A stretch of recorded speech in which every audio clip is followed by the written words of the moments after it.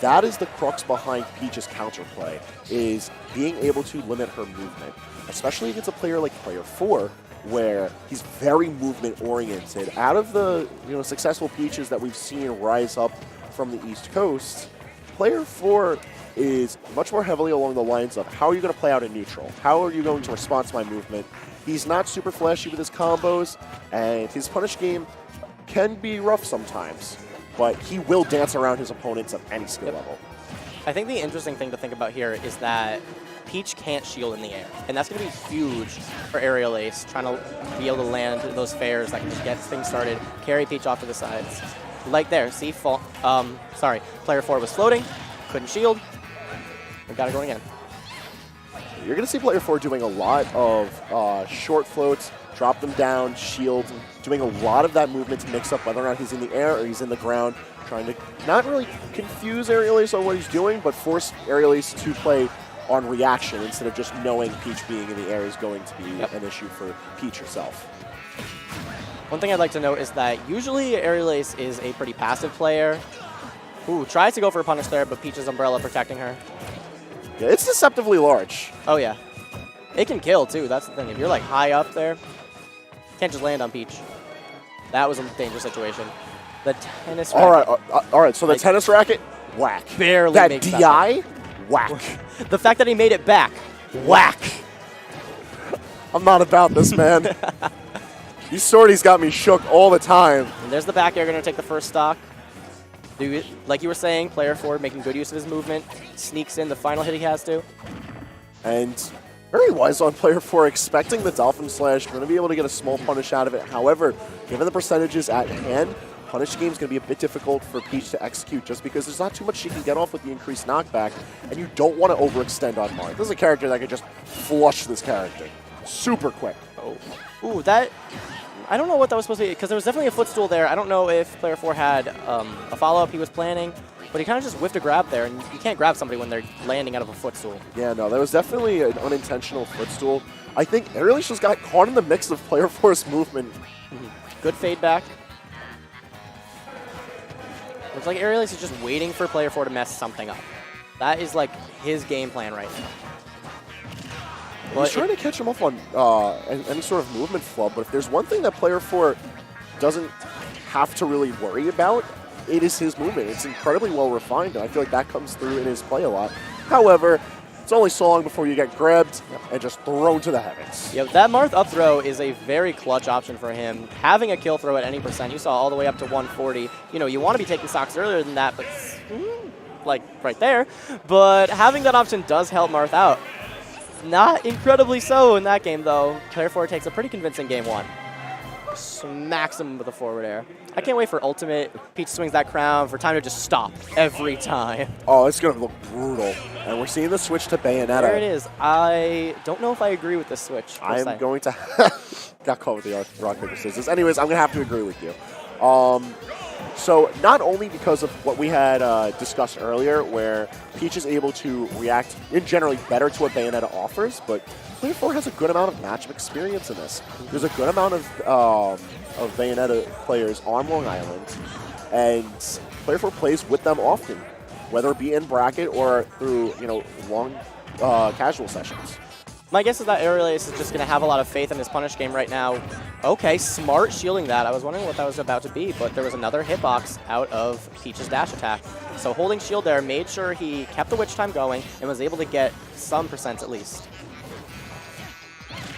For what it's worth, I'm going to just put some credit to the Bayonetta pick. I feel like as far as how AerialAce was playing around Player 4, I think it's a smart decision just because he's going to go for, the combos of damage. And that's, of course, where Bayonetta shines, but that's how AerialAce was able to build up any of his pressure in Game 1, was where he was able to just get strings onto Player 4. Otherwise, he wasn't able to do much. He wasn't really able to punish Player 4's movement options or any of his flubbed combos. Yeah, but I don't know if the last game was lost due to the character, because you're saying that Player 4 has really good movement, but he's going to go and pick Bayonetta now, who is not as fast as Marth. Correct. There, Stitch Face is going to make this dangerous. I think Stitch is alive, but... And there it goes. Yeah. Player 4's got a good habit of having great RNG and not making use of it. He just cares about having an item in his hand. I guess so. That being said, the one flashy combo he does have practice is like the footstool stitch one. Terrifying to watch. Yo, he got a taunt off. Yep. My boy's feeling himself. And you smack him with a forward air from all the way across the stage. What move was that? Was Toad. It was one of Toad's spores. That was exactly one. That was somehow interrupted. And I want to point out that dragged AerialAce into the blast zone with player 4. And player 4 just got away with it. That was incredibly scary. I feel like AerialAce almost died from that interaction. He did almost die. All right, there's another grab. That's the thing. Peach's grab is going to get him like 15 or more % at least every time. And that's going to add up on Bayo. Great power shields coming in from both players, but AerialAce making most of the situation. He's got his combo going. And he's dead. All right. AerialAce taking game 2 with the Bayonetta pick, so perhaps it worked out after all. Baver's looking back. He's staring dead at Glare right now. He's like, I don't know. He just cries. He's like, just tears, man. Like, Dad, did I do good? He's laughing it off. He's thinking of something right now. Controls are coming out? What's he doing? All right. If anything, this is a good moment for... Oh. Player 4 didn't have things set right on his controls. Uh-oh. All right. So, just me knowing Player 4's style very well, to me, this explains a lot of why he was throwing out all the smash attacks. Yep. He doesn't do that often. They worked out because they were very unorthodox options that caught bad DI from AerialAce. But now it makes a lot of sense as to why it happened. Yeah, no, I can definitely see why a Peach would want to throw out a forward tilt instead of a forward smash. Even though, like you said, they were working, but forward tilt is a very good combo starter for Peach. So we're taking game 3 to Final Destination. Great call from Player 4, just because I feel like this is the sort of well-regarded, quote-unquote, worst stage for Bayonetta. Yeah, no, I think I can agree with that. Bayo is going to want to try and drag you off the top, but there's so much space, no platforms to deal with. He's not going to be able to get anything going from any non-existent platforms. Just sitting underneath those bullets. It's very much a more patience-oriented match now, a lot more juggle-heavy, and we didn't really get a chance to see AerialAce's juggles from either of his characters that were on board so far. And if he's able to establish more of these aerial combos, then who knows, this might backfire on Player 4, as is currently happening. AerialAce is doing a very good job of boxing him out. He's been able to take his punish game very far, but now Player 4 has stage control. Let's see what AerialAce can do to get off the ledge here right now. Having AerialAce stuck at the ledge is going to be a key component of Player 4, not only just bringing back this match, but commanding the match as a whole. Just because Bayonetta's got nowhere else to run. She has the stage, and that's it. Yep. Not a lot of options available to her. And if Player 4 catches the ledge habits that AerialAce has, then that could be curtains. Yep.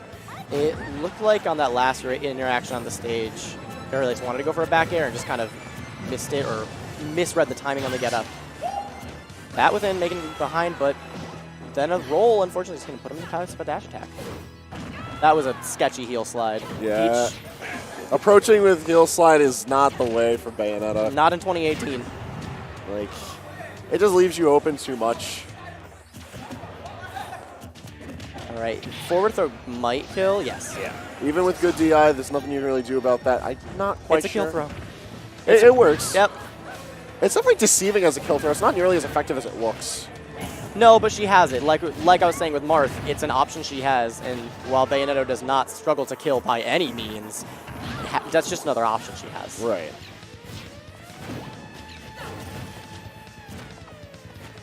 All right. Player 4 trying to figure out the situation, figure out how he can punish AerialAce's movement, but AerialAce is staying mobile. I feel like that's key to playing around Player 4. Match good movement with good movement. If there's any one character who's going to do that to Peach, it's definitely going to be Bayonetta. Oh yeah, definitely. So while she's not the fastest character on the ground, her aerial stuff can put her in all sorts of different positions. She's in front of you, but then suddenly she does an ABK behind you now. And he's dancing around the shield, putting a lot of pressure on him into the single hit witch twist, and that turnip just went nowhere. Okay, here we go. He threw the turnip through her. Like, actually, her arm and turnip did nothing. Yup. Amazing. Anyways, good SCI from Player 4 is getting him out of these combos. However, that's a lot of percentage built up very quickly. And even though Player 4 is making up the deficit, he's got a bit he's got to watch out for. Ooh, an up throw, DI mix-up, catches player 4 with another up B, and is this going to be it? Is he about to do it? There it is. AerialAce taking the set over player 4. Switch to Bayonetta worked out for him. Guess so. Very nice stuff, very nice.